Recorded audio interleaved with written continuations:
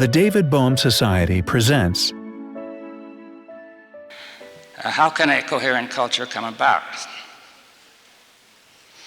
I want to suggest that the essential start is to be able to have a dialogue. In this way, people in different subcultures can come together to dialogue, to share their meanings, perhaps to emerge with new meanings that would be common. We have to begin with people who are open enough to start the dialogue. We cannot begin with those who don't want to. We need a place where people could get together merely to talk without trying to solve any problems, simply to communicate, to share, and see if they can come to a common understanding. There is no set form or practice to establish communication except to engage in communicating itself and then encounter the problems of trying to do that. Also, if we say that we want to communicate, but we give first priority to solving a certain practical problem, this will limit us.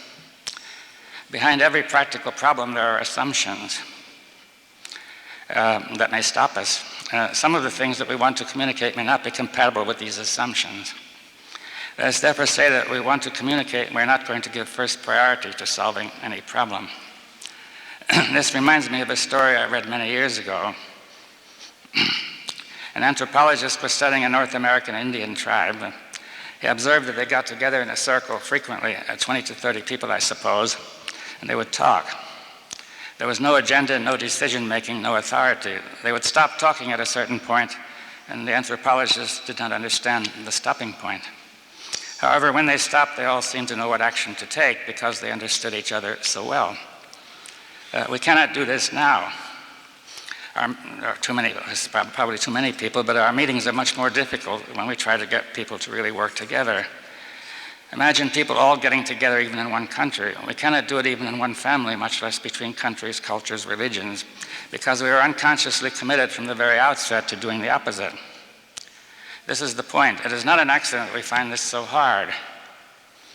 We try to overcome this commitment, but this means that we are unconsciously resisting the very thing we are trying to do. This resistance is in our memory and in the whole system, including our whole culture. And it is not coherent, it is counterproductive to try to do something and hold back at the same time.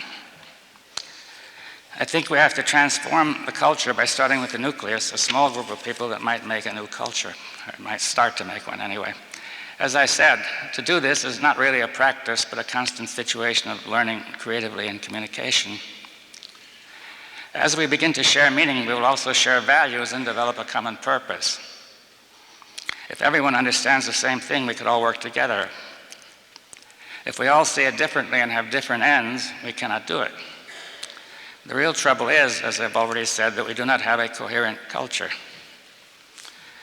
Anthropological studies suggest that in earlier times, people generally had a more coherent culture. It is essential that we create a coherent culture now. Otherwise, I do not think that the human race is viable, at least if we try to go beyond the level of the Stone Age.